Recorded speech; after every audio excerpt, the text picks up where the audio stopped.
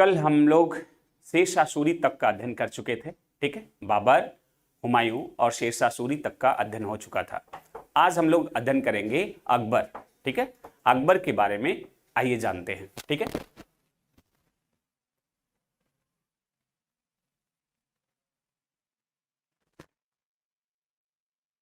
अकबर।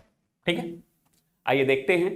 ठीक है, अकबर का जन्म 15 अक्टूबर 1542 में, ठीक है, अमरकोट के राजा बीरसाल के किले में हुआ था।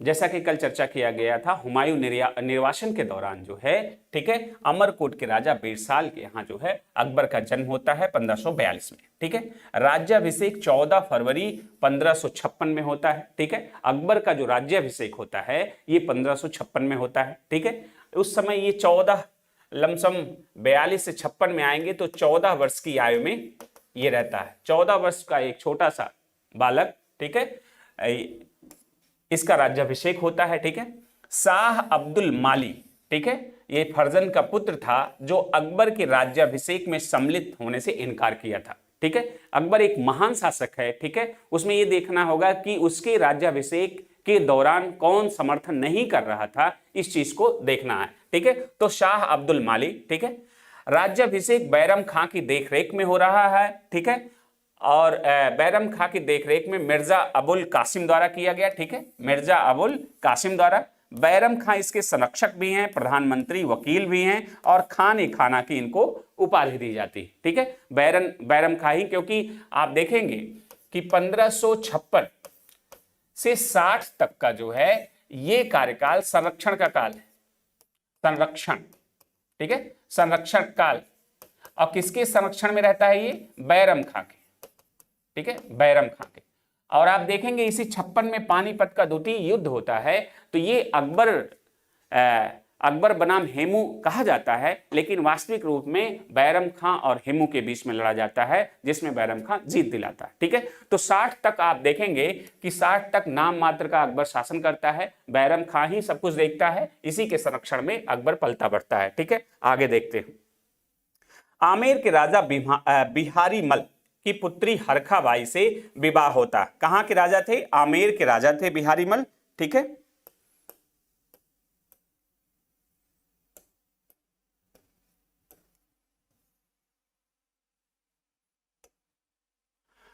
बिहारी मल की पुत्री जो थी हरखाबाई से विवाह होता है और इसी से जहांगीर सलीम का जन्म होता है। ठीक है, शेख सलीम चिश्ती का ये अनुयायी होता है, जिसके नाम पे इनका नाम सलीम पड़ता है। जहांगीर का जन्म किससे होता है?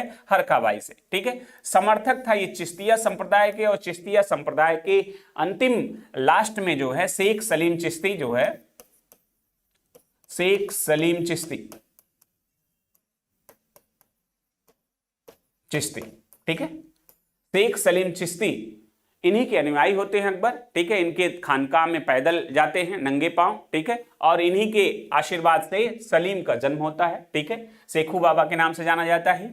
अब देखेंगे 1262 में, आइए इधर देख लीजिए, संरक्षण काल जो है, संरक्षण काल हमने बताया आपको 1556 से लेकर 60 का टाइमिंग था। ठीक है, इस समय कौन था? बैरम खां। ठीक है, बैरम खां के देख में शासन चल रहा था। 60 से लेकर 1560 से लेकर 62 का जो काल है, इसे कहा जाता है पर्दा शासन। पर्दा शासन, ठीक है, पर्दा शासन, और इसी को कहा जाता है पेटीकोट गवर्नमेंट। पेटीकोट गवर्नमेंट,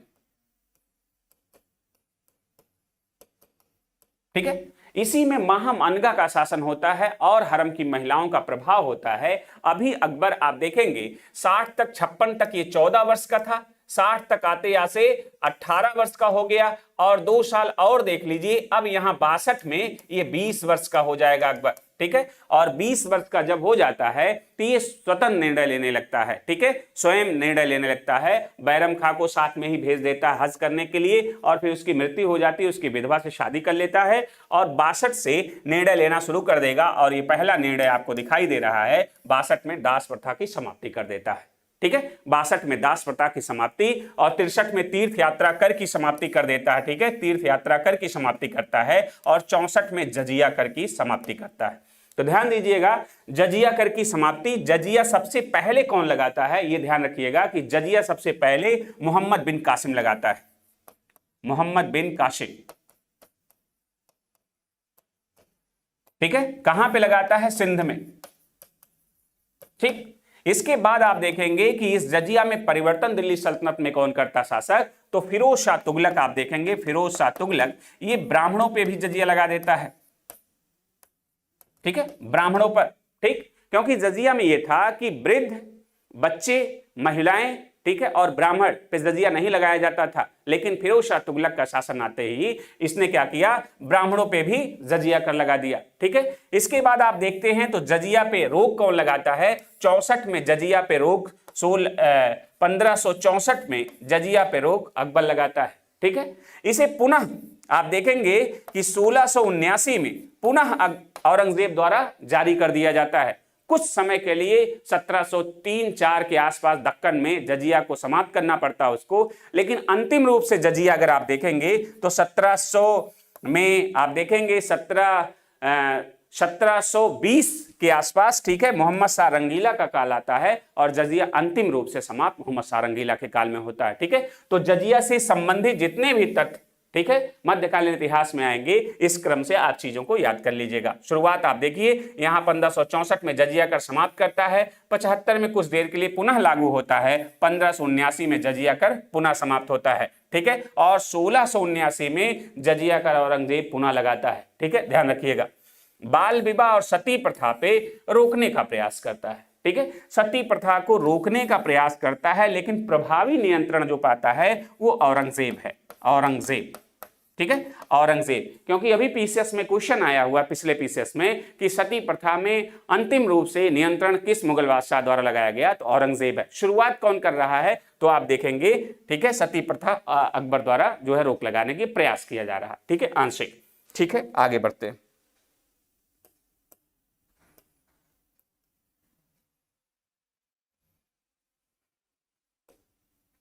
महत्वपूर्ण तथ्य के रूप में देखते हैं मीर बख्शी।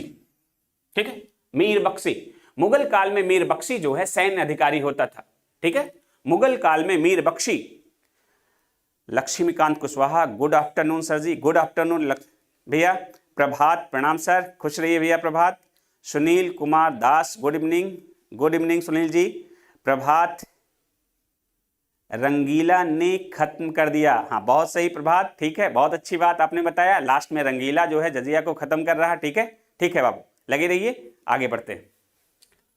ठीक है, मीर बख्शी सैन्य विभाग का प्रमुख, सैन्य वेतन और संगठन करता। ध्यान रहे, ठीक है, प्रभात जी आप भी ध्यान दीजिए, ध्यान रहे, दिल्ली सल्तनत में तुर्क आरिज ममालिक, ठीक है, ये बलवन जो है, बलवन के काल में केंद्रीय सैन्य विभाग का गठन हुआ था। ठीक है, तो वहां पे आप उस तरह से, और मीर बख्शी जो है ये आप मुगल काल में सैन्य प्रधान को देखते हैं। ठीक है, तो इस तरह से देखिएगा, सैन्य विभाग का प्रमुख क्या है, वहां कौन सा विभाग था? दीवान ए अर्ज।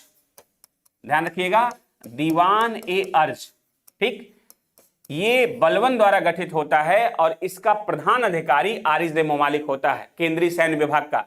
और यहां पे मीर बख्शी कहा जाता है इसे, सैन्य विभाग का प्रमुख। और ध्यान रहिएगा कि सैनिकों का जो वेतन है, वेतन भत्ता, इसका निर्धारण कौन करता था? मीर बख्शी, सेनापति करता था। ठीक है, ध्यान रखिएगा। 1573 और 74 में घोड़े दागने की प्रथा का पुनः प्रचलन कराया। शुरुआत किसने कराया था? शुरुआत अलाउद्दीन खिलजी, दिल्ली सल्तनत का शासक अलाउद्दीन खिलजी किया था। मनसबदारी व्यवस्था के आधार पर सैन्य संगठन का, ठीक है, गठन किया गया था, ये ध्यान दीजिएगा। आइए,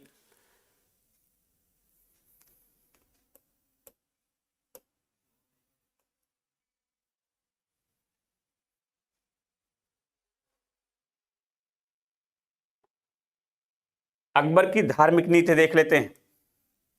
अकबर की धार्मिक नीति, तीर्थ यात्रा कर और जजिया कर समाप्त कर दिया। ठीक है, पीछे पढ़ चुके हैं। इबादत खाना, पूजा घर, ठीक है, 1575 में इबादत खाना, ठीक है, बनता है और 1578 में इबादत खाना का द्वार खोला जाता है और 1579 में ठीक है, मजहरनामा की घोषणा होती है। ठीक है, देखिए 1579 में मजहरनामा जारी किया जाता है और 1578 में सभी धर्मों के लिए इबादत खाना का द्वार खोल दिया जाता है और 79 में जो है मजहरनामा की घोषणा होती है और 1582 में, ये देखिए 82 में दीन-ए इलाही का प्रतिपादन होता है और 83 में इलाही संबत का प्रचलन किया जाता है। ठीक है, तो ये सब तथ्य हैं, आप इन चीजों को ध्यान से देखिएगा। ठीक है, सुलह-ए-कुल, सभी को शांति का दर्शन का प्रचार, शेख मुबारक अकबर के धार्मिक गुरु थे। ध्यान रखिएगा, शेख मुबारक जो था ये अकबर का गुरु था और सुलह-ए-कुल की नीति, ठीक है,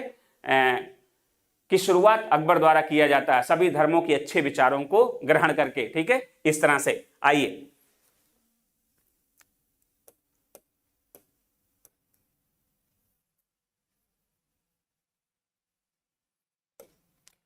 अकबर की प्रमुख सैन्य विजय, 1562 में मालवा पे विजय किया।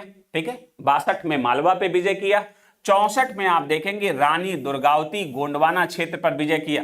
ठीक है, रानी दुर्गावती पूछा जाएगा, रानी दुर्गावती किस मुगल शासक के शासनकाल के दौरान जो है शासिका थी, तो आप बताइएगा अकबर कब विजय हुआ? 1564 में। 18 मार्च 1569 में रणथंभौर की विजय हुई। ठीक है, ध्यान रखिएगा। 1573 में त्वरित आक्रमण कर गुजरात की विजय, त्वरित आक्रमण कर। ठीक है, तो ध्यान रखिएगा, त्वरित आक्रमण कर। ठीक है, ये किसने कहा था? सबसे तेज आक्रमण किसने कहा था? बीए स्मिथ ने, बीए स्मिथ महोदय ने कहा था, इसे सबसे तीव्र आक्रमण का माना। ठीक है, गुजरात आक्रमण, और इसी के विजय के फलस्वरूप अकबर द्वारा बुलंद दरवाजा का निर्माण किया जाता है, दरवाजा। ठीक है, बुलंद दरवाजा का निर्माण किया जाता है। ठीक है, आइए, दाऊद खान को हराकर बिहार और बंगाल पर कब्जा करता है 74 से 76 के बीच में, मतलब 74 से 76 में बिहार बंगाल को, ठीक है, साम्राज्य का हिस्सा बनाता है। ठीक है, आगे बढ़ें।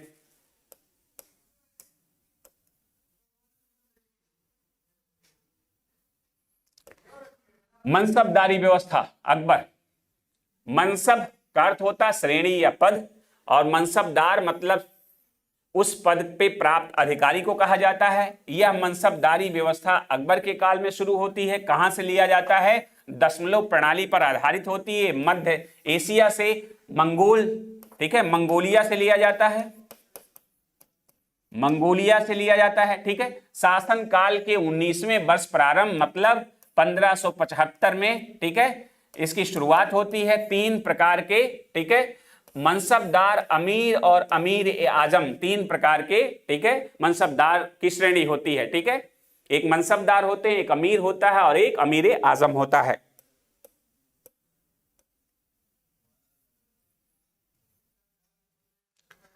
अकबर के नौरत्न, नौरत्न, ठीक है, अब्दुल रहीम खाने खाना, ठीक है, राजा टोडरमल, मुल्ला दो प्याजा, ठीक है, तानसेन, इनका मूल नाम है रामतनु पांडे, ठीक है, और ये बीरबल, मूल नाम महेश दास है, ध्यान रखिएगा, और फकीर अजीजुद्दीन, सूफी संत गायक एवं सलाहकार थे ये। ठीक है,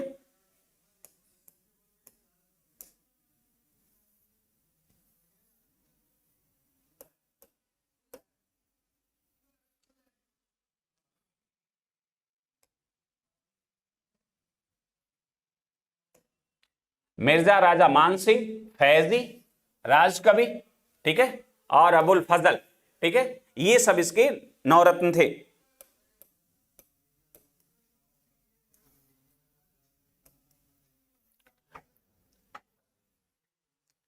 आइए महत्वपूर्ण तथ्य देख लेते हैं। ठीक है, आईने दहसाला, ठीक है, आईने दहसाला, अकबर द्वारा शासन के 24वें वर्ष, 24वें वर्ष मतलब ये 56 में आता है। ठीक है, 56 में आता है, और 24 वर्ष मतलब ये हो गया 1580।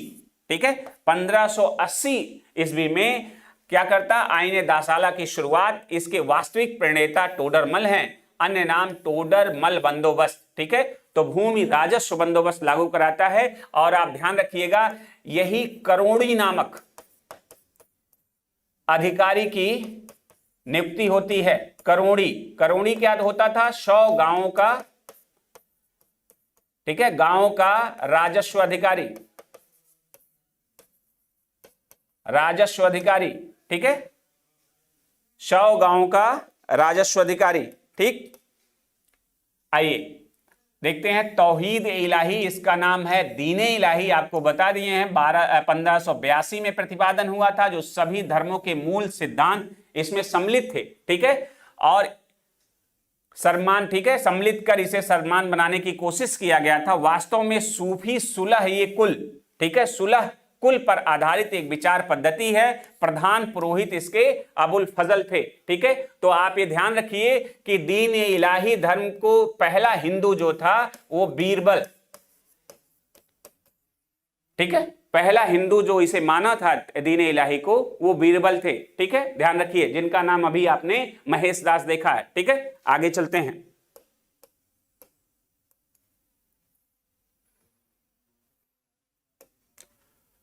कुछ इंपॉर्टेंट तथ्य देख लीजिए। पर्सी ब्राउन ने तुर्की सुल्तान के महल को स्थापत्य कला का मोती कहा है। ठीक है, तुर्की सुल्तान के महल को स्थापत्य कला का मोती कहा है। अकबर के गुजरात विजय के बाद सीकरी को फतेहपुर सीकरी नाम दिया गया, ध्यान रखिएगा। ठीक है, अकबर 1571-72 में फतेहपुर सीकरी को अपनी राजधानी बनाता है। ठीक है, और 74 में दाग प्रथा की शुरुआत करता है, 75 में मनसबदारी व्यवस्था की शुरुआत करता है। ठीक है, और 75 में ही इबादत खाना खोलता है। ठीक है, 78 में इबादत खाना का द्वार खोलता है, और 79 में मजहरनामा की घोषणा करता है, और 82 में दीन इलाही, और 83 में, ठीक है, इलाही संबत की घोषणा करता है, और 84 में पशु हत्या पे रोक लगाता है। आपसे पूछा जाए गौ हत्या पे रोक लगाने वाला मुस्लिम शासक कौन था, तो आप बताइएगा अकबर है। ठीक है, आइए, अकबर ने सिकंदरा का नया नाम बहिस्ताबाद रखा, याद रखिएगा। सिकंदरा फतेहपुर सीकरी को राजधानी कब बनाता है? 1571 और 72 में। ठीक है, 72 में, ठीक, और सिकंदरा का नाम बहिस्ताबाद रखता है, ध्यान रखिएगा। अकबर के अनुवाद विभाग की स्थापना फैजी की अध्यक्षता में खोलता है। ठीक है, अनुवाद विभाग, मुगल काल में अनुवाद विभाग कौन खोलता है? अकबर। किसकी अध्यक्षता में? फैजी की अध्यक्षता में। इंग्लैंड की रानी एलिजाबेथ प्रथम का समकालीन है अकबर, क्योंकि इसी समय 1600 ईस्वी में ब्रिटिश ईस्ट इंडिया कंपनी की स्थापना होती है, और 1605 तक अकबर का काल होता है। ठीक है, 1556 से लेकर 1605 तक अकबर का कार्यकाल होता है, इसलिए रानी एलिजाबेथ प्रथम अकबर की समकालीन मानी जाती हैं। अमेरिका की खोज का उल्लेख अबुल फजल के, ठीक है, अबुल फजल द्वारा किया जाता है अकबरनामा में, अमेरिका की खोज का उल्लेख, ध्यान रखिएगा। इबादत खाने की स्थापना 1575 में फतेहपुर सीकरी में, आपसे हमने चर्चा कर चुके हैं। ठीक है,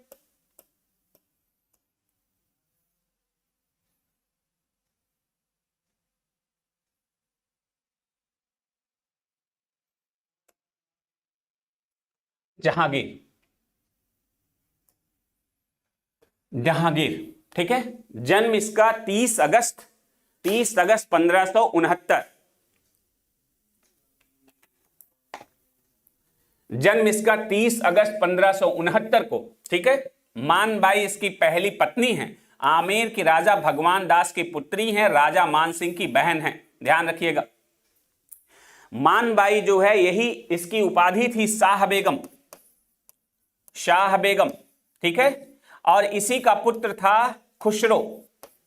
ठीक है, जो प्रयागराज में खुसरो बाग है इसी के नाम पे है, खुसरो के नाम पे। ठीक है, और मानबाई ही उसकी पत्नी थी जो उसके अतिशय शराब पीने, नशा के कारण आत्महत्या कर लेती है, आत्महत्या कर लेती है।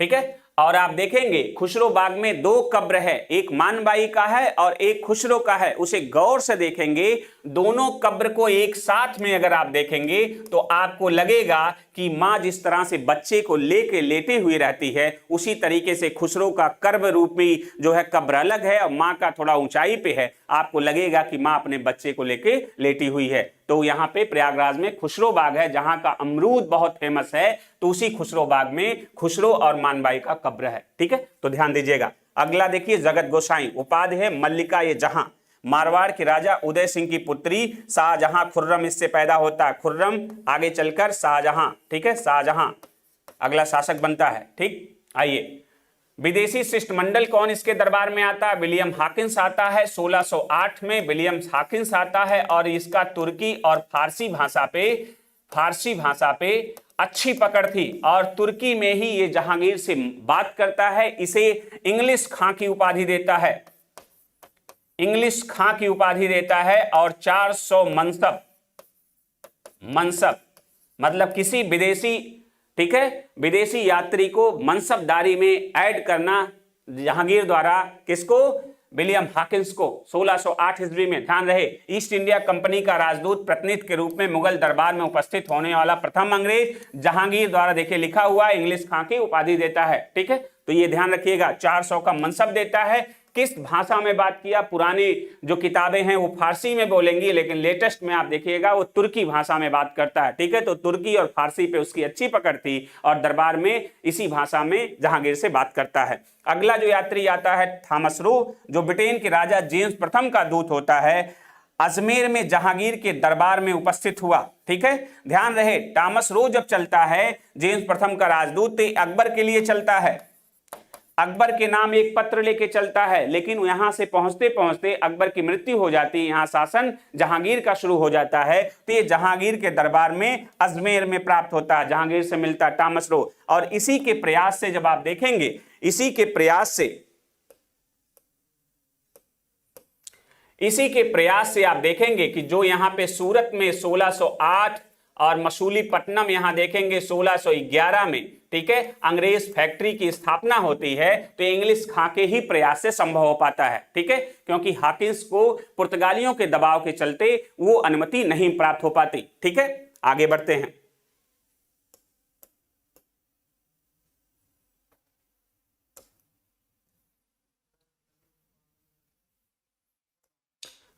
ठीक है,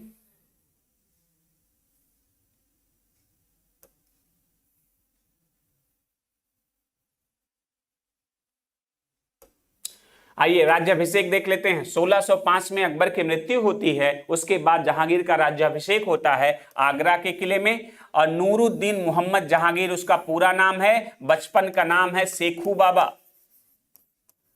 बाबा, ठीक है, और सलीम चिश्ती के नाम पे इसका नाम सलीम पड़ता है, शेख सलीम चिश्ती के नाम पे सलीम पड़ता है। और नूरुद्दीन मोहम्मद जहांगीर इसका पूरा नाम है और ये गाजी की उपाधि धारण करता है। ध्यान रखिए, गाजी की उपाधि कौन कौन लोग धारण किए हैं इसके पहले? जीएसटी, गयासुद्दीन तुगलक, बाबर, ठीक है, और कौन आ गया? नूरुद्दीन मोहम्मद जहांगीर, और कौन आगे आएगा?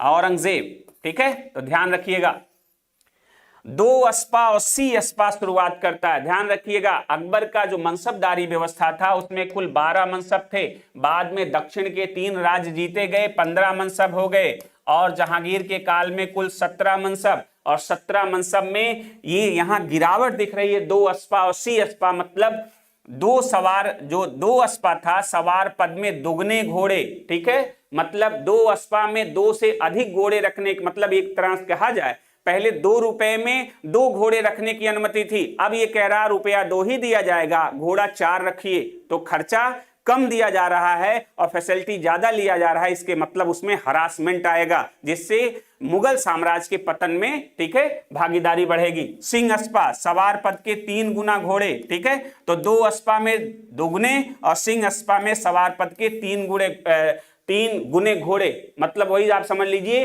वेतन वही, मात्रा ज्यादा, क्वालिटी में गिरावट होगी, जिससे मुगल वंश के पतन में सहायक होगा ये चीज। आइए, फ्रांसिस पेल्सार्ड, ये डच पर्यटक, ये भी जो है आया था जहांगीर के काल में। ठीक, इधर देख लीजिए, जहां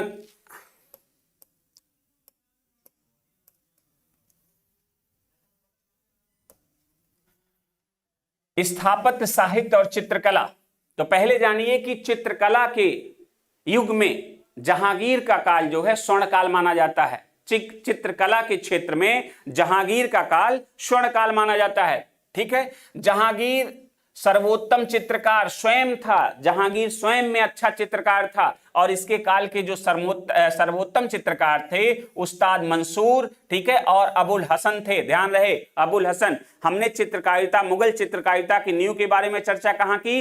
हुमायूं के काल में, ठीक है, जब वो फारस से आता है तो मीर सैयद अली तबरेजी वगैरह उसके साथ आते हैं। बाबरनामा में बेहजाद, पूर्व का फारस का जो महान चित्रकार है, बेहजाद की चर्चा मिलती है। हुमायूं के काल में मुगल चित्रकारिता की नींव पड़ती है। अकबर के काल में दसवंत जैसा चित्रकार आत्महत्या करता है, ठीक है। अब बहुत सारे मतलब यहां फलता फूलता है, लेकिन जहांगीर के काल में चित्रकारिता का स्वर्णकाल होता है। जहांगीर स्वयं कहता है कि आंख, नाक या मुंह अलग अलग चित्रकार द्वारा अगर बनाया जाए तो अगर वो चित्र मेरे सामने आए तो मैं बता दूंगा कि आंख किस चित्रकार द्वारा बनाया गया है, मुख किस द्वारा। इससे पता चलता है कि जहांगीर स्वयं में एक बड़ा उत्कृष्ट चित्रकार था, ठीक है। अब इसके जो महान चित्रकार थे उस्ताद मंसूर, उस्ताद उल असर इसकी उपाधि थी, जो पक्षी विशेषज्ञ था। तो जिसमें बहुत सारे पक्षी विशेषज्ञ के आपके पोर्ट्रेट आएंगे, जिसमें आप बता दीजिएगा कि मंसूर साहब का है। लेकिन व्यक्ति चित्रों का जानकार जो था अबुल हसन था, नादिर उल जमा की उपाधि। ये देखिए व्यक्ति विशेष चित्रों में महारत था, ठीक है। तो ये जब ये कहा जाए कि जहांगीर किससे अपना चित्र बनवाएगा या गिलहरी का चित्र, तो पशु पक्षी में उस्ताद मंसूर और व्यक्ति चित्रों में अबुल हसन। ध्यान रखिएगा। तुजु के जहांगीरी, जहांगीर की आत्मकथा है फारसी में, ठीक है। तो तुजु के जहांगीरी इसकी आत्मकथा है। इसके पहले किसकी आत्मकथा आपने देखा था? फुतूहात ए फिरोज शाही, फिरोज शाही, ये फिरोज शाह तुगलक की आत्मकथा थी, ठीक है। इसके बाद आत्मकथा आप देख रहे हैं किसकी? बाबरनामा, वो तुर्की भाषा में थी, बाबर की। इसके बाद आत्मकथा आप देख रहे हैं जहांगीर की। क्या देख रहे हैं? तुजु के जहांगीरी, ठीक है। आइए, मेवाड़ की संधि जब आप देख रहे हैं 1576 में हल्दी घाटी का युद्ध होता है अकबर के काल में, ठीक है, राणा प्रताप से, ठीक है। लेकिन वो हार नहीं मानते हैं, ठीक है। जहांगीर का काल आता है तो 1615 में जहांगीर से उनके लड़के अमर सिंह से संधि हो जाती है और मुगल बादशाह की अधीनता स्वीकार कर लेते हैं। जहांगीर ने राणा को चित्तौड़गढ़ वापस कर दिया। यहां संधि हो जाती है चित्तौड़ से। ये बड़ा घटना है यहां पे, ठीक।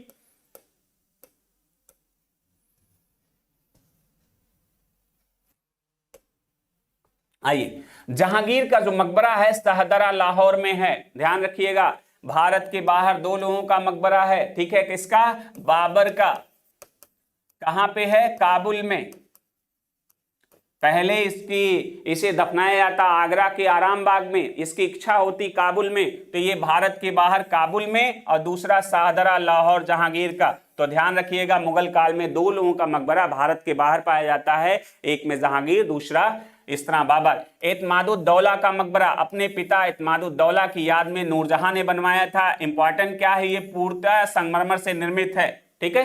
संगमरमर का काल शाहजहां का काल माना जाता है, ठीक है। लेकिन शाहजहां के पहले, ठीक है, एतमादुद्दौला का जो मकबरा है ये पूर्णतः संगमरमर से बना हुआ मकबरा है। अमूमन अकबर के काल में लाल बलुए पत्थर से इमारतें बनती थी, ठीक है, और जहांगीर के काल में भी लाल बलुए पत्थर से ही इमारतें बनी हुई हैं। लेकिन शाहजहां के काल में संगमरमर का काल आता है, उसके पहले ही संगमरमर की पहली इमारत जो है दिख रही है एतमादुद्दौला का मकबरा। प्रथम मुगल इमारत पित्रादुरा शैली का इसमें प्रयोग हुआ है, ठीक है।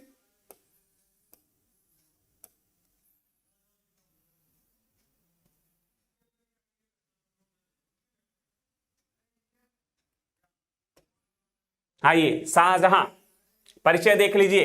1592 में इसका जन्म होता है। माता इसकी जगत गोसाई होती है, ठीक है।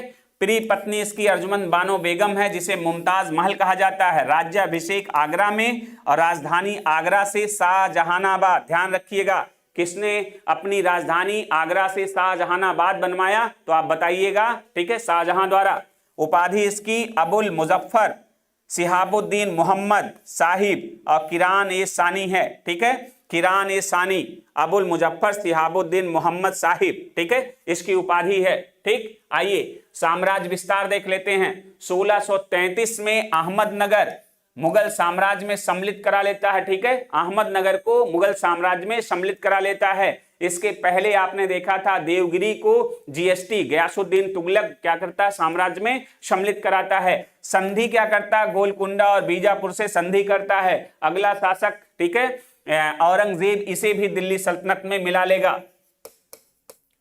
ये औरंगजेब के समय दिल्ली सल्तनत का हिस्सा हो जाएगा। गोलकुंडा और बीजापुर, अहमदनगर को ये मिला लेता है। औरंगजेब देखिए 36 से, ठीक है, 36 से 44 दक्कन का सूबेदार होता है और 53 से 58 दक्कन का सूबेदार बनता है।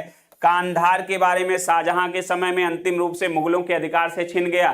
कांधार के बारे में देख लीजिए,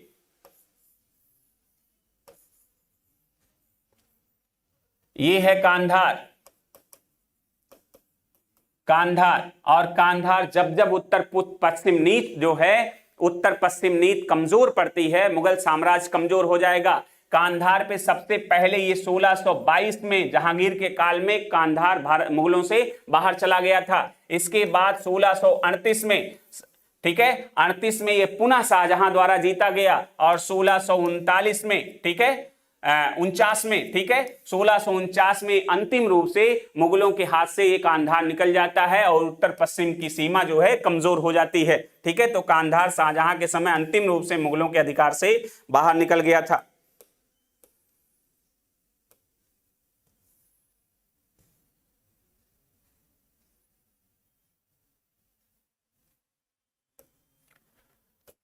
ठीक है, शाहजहां शासन काल, मुगल काल में स्थापत्य कला का स्वर्ण युग। ठीक है, शाहजहां का काल स्थापत्य कला का स्वर्ण युग माना जाता है। ठीक है, और जहांगीर का काल चित्रकारिता के क्षेत्र में स्वर्ण युग माना जाता है। ठीक है, इस समय फारसी में दो शैलियां थी, भारतीय शैली और ईरानी शैली। ठीक है, स्थापत्य की दो शैलियां थी, फारसी शैली और ईरानी शैली। ठीक है, जिसे आप पढ़ चुके हैं, इंडो इस्लामिक शैली। कलीम इनका राज कवि था। ठीक है, कलीम जो शाहजहां का राज कवि था। कबींद्राचार्य के कहने पे शाहजहां के आश्रित कवि हैं। ठीक है, इनके कहने पे कबींद्र कल्पलता की रचना इन्होंने किया। ठीक है, इनके निवेदन पर बनारस और इलाहाबाद प्रयागराज में तीर्थ यात्रा कर समाप्त करवा दिया था। इनकी उपाधि क्या है, सरस्वती। तो शाहजहां ने तीर्थ यात्रा कर पे रोक लगा दी थी। देखिए, लेकिन उनके मित्र जो है कबींद्राचार्य बनारस के थे, जिनके कहने पे तीर्थ यात्रा कर, ठीक है, माफ कर देता। कहां पे, बनारस और प्रयागराज में। ठीक है, ध्यान रखिएगा। स्थापत्य के सेक्टर में देख लीजिए, दिल्ली की जो जामा मस्जिद है एवं आगरा का ताजमहल। ठीक है, दिल्ली की जामा मस्जिद और आगरा का ताजमहल जो है, ठीक है, इसका निर्माण कौन कराता है, शाहजहां। और ये स्थापत्य संगमरमर का काल है, संगमरमर का काल। ठीक है, दीवाने आम और दीवाने खास दिल्ली के लाल किला में। ठीक है, दीवाने आम और दीवाने खास का निर्माण करवाया। ठीक है, इसी दीवाने आम में मयूर सिंहासन था, मयूर सिंहासन। ठीक है, और इसी मयूर सिंहासन में कोहिनूर हीरा था, कोहिनूर हीरा। ठीक है, और ये कोहिनूर हीरा हमने आपको बताया था अलाउद्दीन खिलजी के समय प्रताप रुद्रदेव वारंगल के शासक थे, जो मलिक काफूर द्वारा अलाउद्दीन खिलजी को पहली बार भेंट किए थे। ठीक है, और ये दिल्ली का लाल किला, शीश महल, मोती मस्जिद, आगरा का निर्माण इसने करवाया था, आदि निर्माण। तो ध्यान रखिएगा, दिल्ली की जामा मस्जिद, आगरा का ताजमहल और मोती मस्जिद का निर्माण इसने करवाया था। ताजमहल की वास्तुकला भारतीय, ईरानी और मध्य एशियाई वास्तुकला का संतुलित समन्वय है। ठीक है, तो ध्यान रखिएगा, ताजमहल का जो डिजाइन करता है उस्ताद अहमद लाहौरी है, उस्ताद अहमद लाहौरी, लाहौरी। ठीक है, और इसका जो प्रधान मिस्त्री है उस्ताद इंसा, इंसा।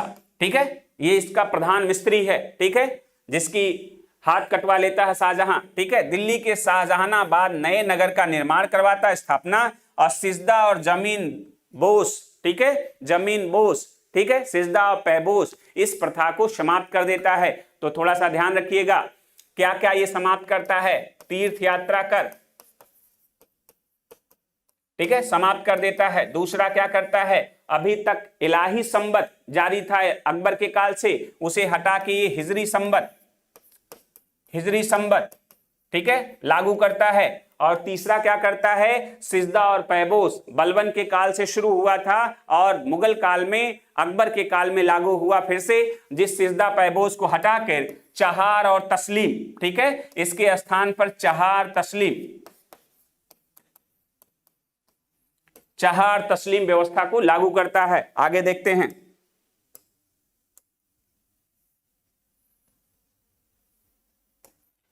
औरंगजेब का परिचय। औरंगजेब उपाधि आलमगीर, विश्व विजेता, ठीक है, नक्शबंदी संप्रदाय से प्रभावित, बाबर भी, ठीक है, फतवा ए आलमगीरी औरंगजेब के काल में लिखी जाती है। 1681-82 में दक्कन का दौरा करता है, ठीक है, राज्याभिषेक 2 बार होता है। 2 बार किसका होता है, एफटी का, फिरोज शाह तुगलक, और किसका होता है, हुमायूं का, ठीक है, और किसका होता है, ठीक है, शिवाजी, ठीक। पहला होता है 21 जुलाई 58, दूसरा होता है 5 जून 1659। तो ध्यान रखिएगा, ये शामूगढ़ के युद्ध में दारा को परास्त करता है तो पहला, इसके बाद देवराई में दारा को मारता है तो दूसरा, ठीक है। इस तरह से आगे बढ़ते हैं।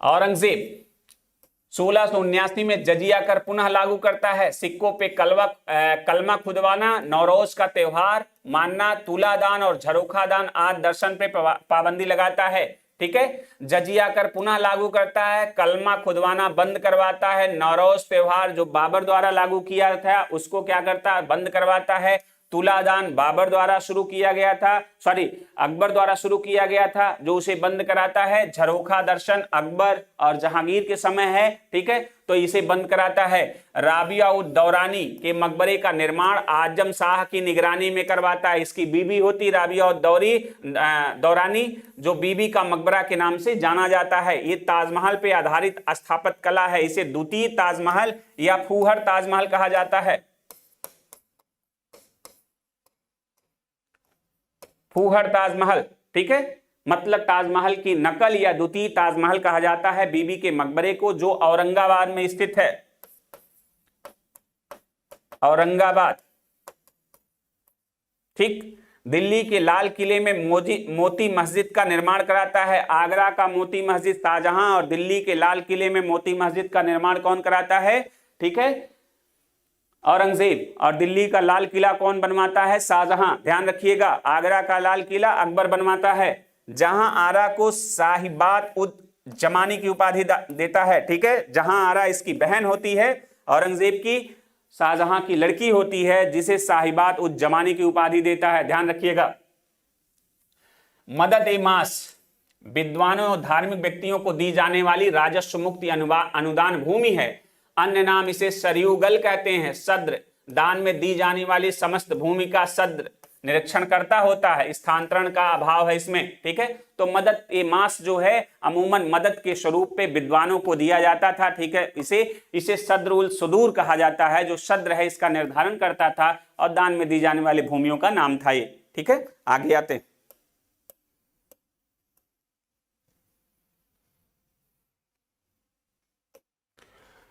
मनसबदारी व्यवस्था। मनसबों की कुल संख्या 66, व्यवहार में 33 प्रचलित। ध्यान रखिएगा, व्यवहार में 33 प्रचलित थे, ठीक है। कभी कभी मशरूत व सशर्त पद, ठीक है। मशरूत प्रकार की जागीर किसके समय शुरू हो रही है, औरंगजेब के समय पे। औरंगजेब के समय पे मशरूत प्रकार की, ठीक है, सशर्त पद दिए जा रहे हैं। अकबर द्वारा अपने शासनकाल के 40वें वर्ष में जात और सवार, अकबर द्वारा अपने शासन के 40वें वर्ष में जात और सवार की दोहरी व्यवस्था लागू किया था, ठीक है। ध्यान रखिएगा, पहली कोट जात के अनुरूप सवार, ठीक है। दूसरी कोट जात के आधे या उससे अधिक, और सवार की तीसरी कोट जात के आधे से भी कम, ठीक है। सवार पद जात पद से कभी ऊपर नहीं हो सकता था, ठीक है। सवार का पद जात के पद से कभी ऊपर नहीं हो सकता था, ठीक है।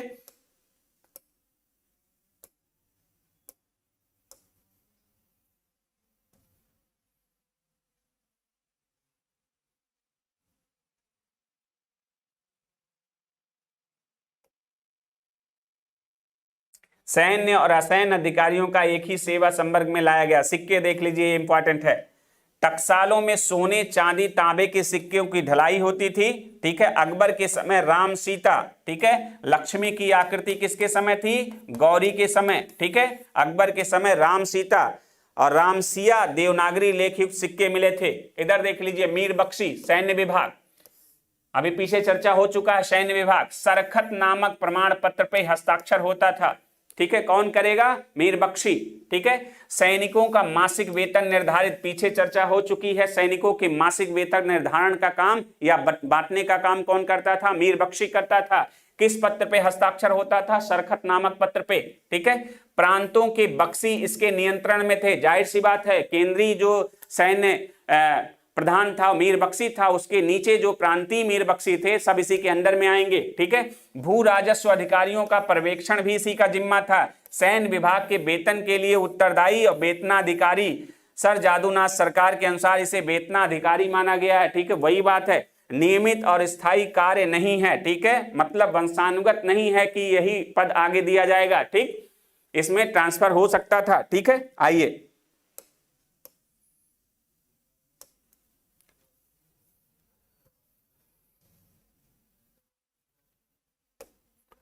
सिक्के टकसाल बता दिया गया, रामसिया देवनागरी लिखी हुई सिक्के। दाम देख लीजिए, तांबे का दाम 1 रुपए में 40 दाम था। दाम सबसे छोटा, सबसे प्रभावी सिक्का था इस समय। और देख लीजिए, संसब, संसब, ठीक है, सोने का सिक्का था अकबर का, ठीक है। जलाली, जलाली ये चौकोर सिक्का था। मुहर प्रमुख सिक्का था। तो ऐसे सिक्के अकबर के दौरान में देखे गए थे, ठीक है। जहांगीर के समय देखिए, सिक्कों के आकृति, सिक्कों पर जहांगीर की आकृति, जहांगीर और नूरजहां, ठीक है। जहांगीर और नूरजहां की संयुक्त फोटो दिखती है। आकृति युक्त सिक्कों का चलन कहां शुरू हुआ? आकृति युक्त सिक्कों का चलन कुषाण काल में, कनिष्क के काल में शुरू हुआ, ठीक है। और मुगल काल में आकृति युक्त सिक्के किसके चलते हैं? जहांगीर के काल में। नूरजहां का नाम उस पे अंकित है, हाथ में शराब का प्याला लिए हुए आकृति अंकित है, ठीक है।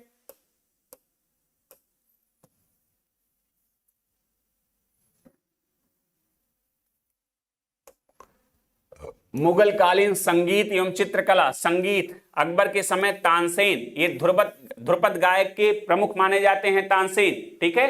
ध्रुपद गायन के प्रमुख माने जाते हैं। अकबर के दरबार में प्रसिद्ध संगीतज्ञ हैं। इनका मूल नाम रामतनु पांडे है, ठीक है।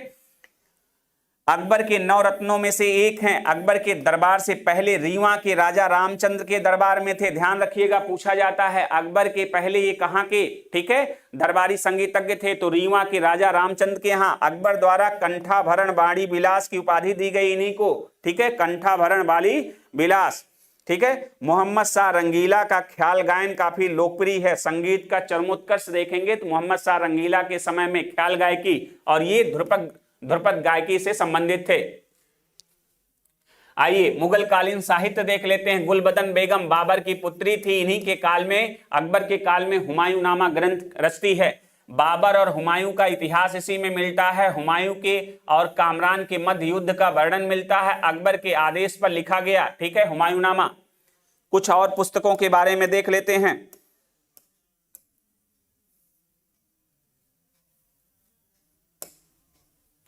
लेखक पुस्तक निजामुद्दीन अहमद, निजामुद्दीन अहमद, ठीक है। तबकात अकबरी, ठीक। अब्बास खां शेरवानी, तारीखे शेरशाही, शेरशाह के काल में,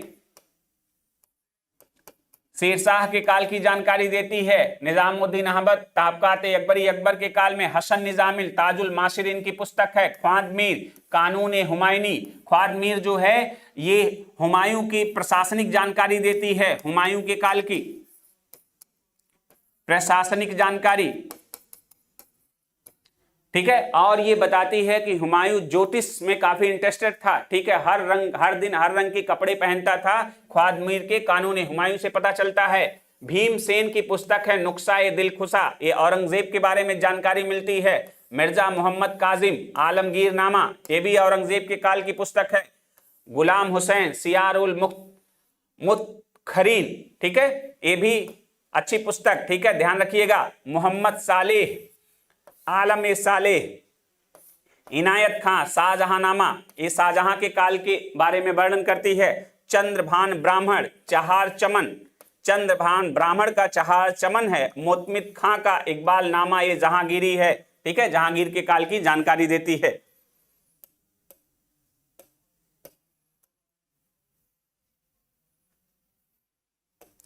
चित्रकला, हुमायूं के चित्रकार मीर सैयद अली और ख्वाजा अब्दुल समद पीछे पड़ चुके हैं। अकबर के चित्रकार दशवंत बशामन, इसने आत्महत्या कर लिया था, ठीक है, ये हमने आपसे चर्चा कर दिया था। जहांगीर के चित्रकार अबुल हसन नादिर उल जमा की उपाधि, उस्ताद मंसूर नादिर उल असर की उपाधि, ये व्यक्ति चित्र में माहिर था, और उस्ताद मंसूर जो है पशु पक्षी विशेषज्ञ थे, चर्चा हो चुकी है। अन्य तथ्य जहांगीर से संबंधित मुगल चित्रकारिता का स्वर्ण युग और चित्रकारिता का कुशल पार्क की चर्चा हो चुकी है। अब्दुल हमीद लाहौरी पादशाहनामा, ठीक है, पादशाहनामा ये शाहजहां के काल की पुस्तक है। अबुल फजल, ठीक है, अकबरनामा अकबर के काल में, इसी में, ठीक है, अमेरिका की खोज की चर्चा है।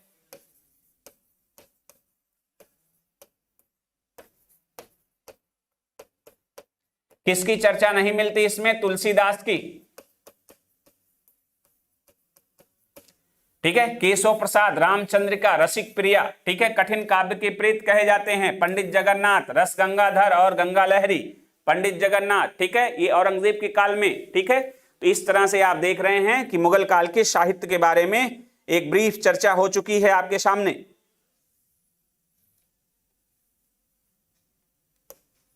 ठीक है। मुगल कालीन प्रमुख विदेशी यात्री, मुगल कालीन प्रमुख विदेशी यात्री, ठीक है, आइए ट्रेवेनियर, ये शाहजहां के शासनकाल भारत की यात्रा करता पेशे से जौहरी है। 6 बार पूर्व की यात्रा कर चुका है ट्रेवेनियर, ठीक है, 6 बार ये पूर्व की यात्रा कर चुका है, और ये क्या है? जौहरी है, ठीक है, शाहजहां के शासनकाल में, ठीक। विविध देखिए, फारसी, मुगलों की राजभाषा फारसी है। नास्तलिक, फारसी लिपि को नास्तलिक कहा जाता है, ठीक है, मुगलों की राजभाषा फारसी है और उसकी लिपि नास्तलिक कहा जाता है।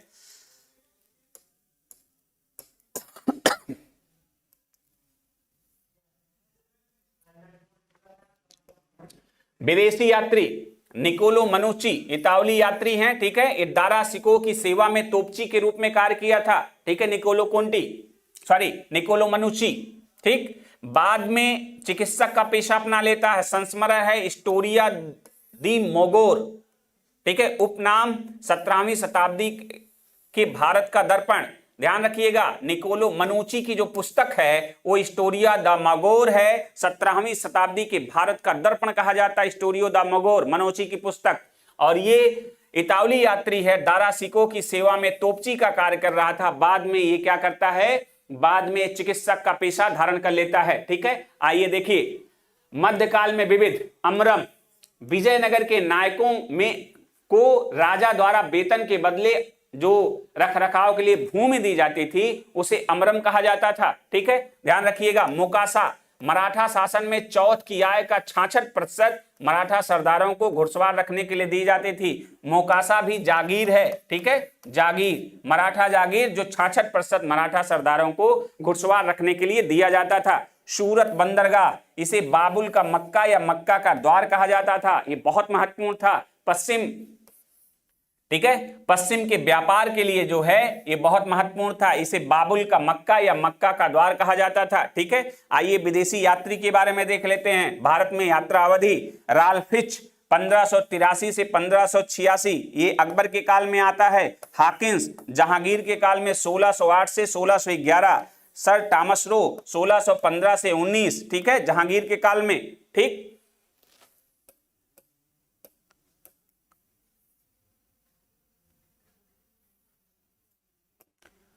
मुगल काल में विविध देख लीजिए, हेमू हेमराज, ठीक है, हेमू हेमराज तत्कालीन स्रोतों में बक्काल नाम दिया गया है। रेवाड़ी में सोरे का व्यापारी, इस्लाम शाह की सेवा, आदिल शाह के समय में सम्मान और कद बढ़ा, वजीर और सेनापति बना। तर्दी बेग को परास्त कर विक्रमादित्य की उपाधि धारण करता है। ये वही हेमू है जो 1556 में द्वितीय पानीपत के युद्ध में बैरम खां से पराजित होता है और ये विक्रमादित्य की उपाधि धारण करता है। इसके पहले विक्रमादित्य की उपाधि कौन धारण करता है? चंद्रगुप्त द्वितीय, द्वितीय, ठीक है। तो इसे ध्यान रखिएगा, ये सोरे का व्यापारी था, इसे बक्काल उपनाम से जाना जाता है, ठीक है। ये इस्लाम शाह की सेवा, आदिल शाह की सेवा में, ठीक है, था। आइए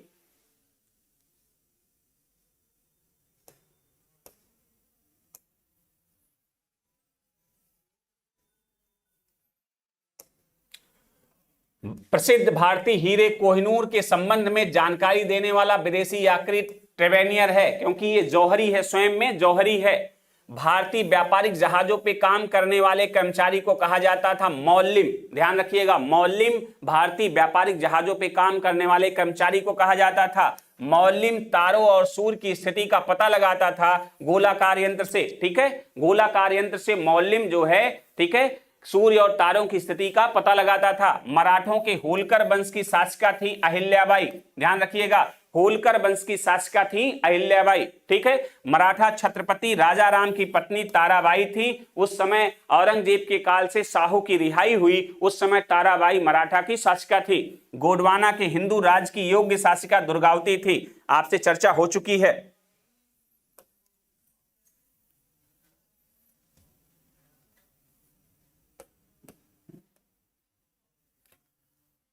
खानवा का युद्ध 1527, घाघरा का युद्ध 29 और चौसा का युद्ध 30 कुछ प्रमुख युद्ध है, पीछे चर्चा हो चुकी है, ठीक है। महत्वपूर्ण तथ्य के तहत घटना हल्दी घाटी का युद्ध अकबर राणा प्रताप, ठीक है, के बीच में कब हुआ था, ध्यान रखिएगा 1576 में, ठीक है। और राणा प्रताप के तरफ से